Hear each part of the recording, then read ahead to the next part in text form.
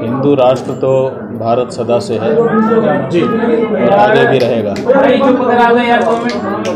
किसी व्यक्ति का, किसी संस्था का, किसी क्षेत्र विशेष का नाम कुछ भी हो, नाम होने से उसकी प्रकृति नहीं बदलती है। प्रकृति तो जो है वही रहती है। तो ये जो देश है, इस देश की प्रकृति सनातन है, हिंदू है। इसलिए इसका कुछ भी नाम रहे किसी भी समय, ये सदा से हिंदू रहा है और सदा ही हिंदू रहने वाला है। कि ये कहा गया था कि हिंदू मुसलमान साथ साथ नहीं रह सकते। हमें तो कोई दिक्कत नहीं थी, हमें माने हम हिंदुओं को। लेकिन कुछ मुस्लिम भाई जिनका नेतृत्व जिन्ना साहब कर रहे थे, उन्होंने कहा कि नहीं हम संभव नहीं है साथ में रहना, इसलिए हमारे लिए तो बांट दो। तो उनके लिए बांट दिया गया। तो जब बंटवारा कर लिया तो अपने क्षेत्र में सब मुसलमानों को चला जाना चाहिए, और अगर यहीं रहना है तो फिर बंटवारा कैंसिल करना चाहिए। ये हमारा कहना था और ये न्याय की बात है, कोई भी इसको काट नहीं सकता। हम जो बात कर रहे हैं वो आबादी बढ़ने और घटने की नहीं कर रहे हैं। हम ये बात कर रहे हैं कि जब आपने बंटवारा किया तो अपने इलाके में चले जाइए।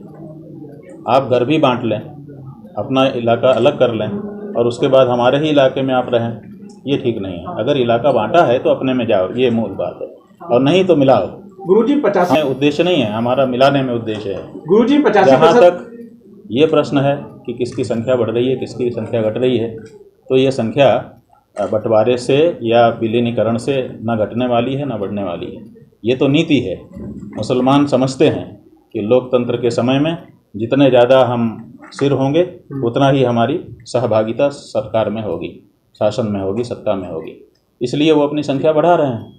हिंदू इस बात को नहीं समझ रहा है, इसलिए वो उसकी संख्या घटती चली जा रही है।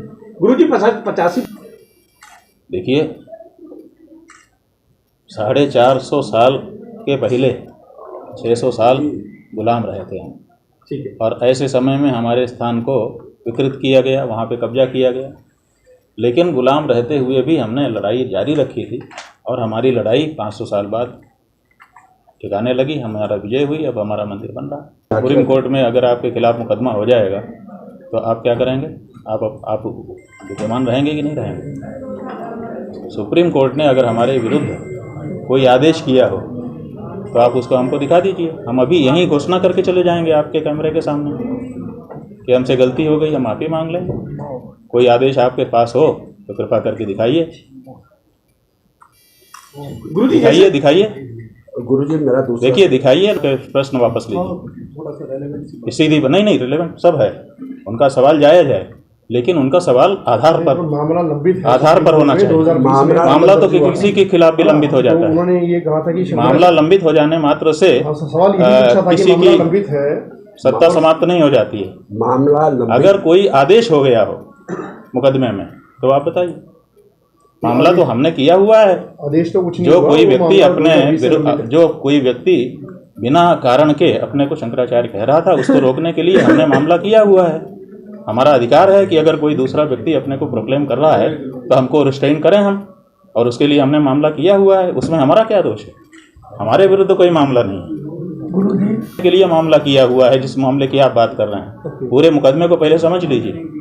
हमारे विरुद्ध किसी ने नहीं किया है, हमने किसी के विरुद्ध किया है, वो लंबित है, और उनको अंतरिम रूप से निषेध कर दिया गया है। मुझे लास्ट क्वेश्चन भाई, ये हमारी कमजोरी है। हमने सरकार को अपनी सरकार समझ रखा है, जबकि सरकार धर्मनिरपेक्ष है।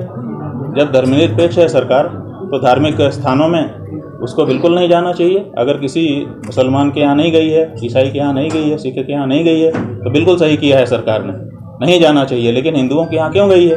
क्योंकि हिंदू स्वयं मांग कर देता है कि हमारे पंडा, हमारे पुजारी, हमारे धर्माचार्य गलत कर रहे हैं, सरकार हस्तक्षेप करे, और इसीलिए सरकार को मौका मिल जाता है, सरकार जाके घुस जाती है।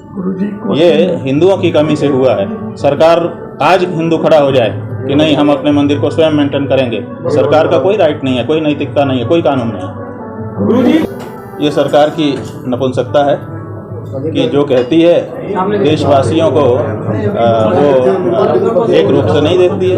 अगर देश में कोई कानून बनता है, कोई नीति बनती है, तो सबके लिए लागू होनी चाहिए।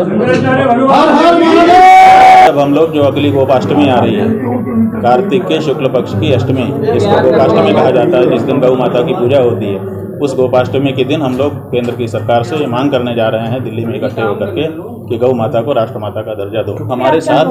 हमारे साथ निरंतर अत्याचार हो रहा है। जब से भारत देश आज़ाद हुआ है, संविधान ने हमको रोक दिया कि आप अपने बच्चों को स्कूल में कर्म शिक्षा नहीं दे सकते, बाकी किसी को नहीं रोका। संविधान ने हमारे मंदिरों में अतिक्रमण कर लिया, बाकी किसी के यहाँ नहीं गई। संविधान हमारा जो चढ़ोतरी का पैसा है, जो भगवान के भोग राग पूजा के लिए है, उसको सरकारी खजाने में डाल करके और दूसरे लोगों को मदरसे में उसकी इमदाद दे रहे हैं, उसको मदद दे रहे हैं।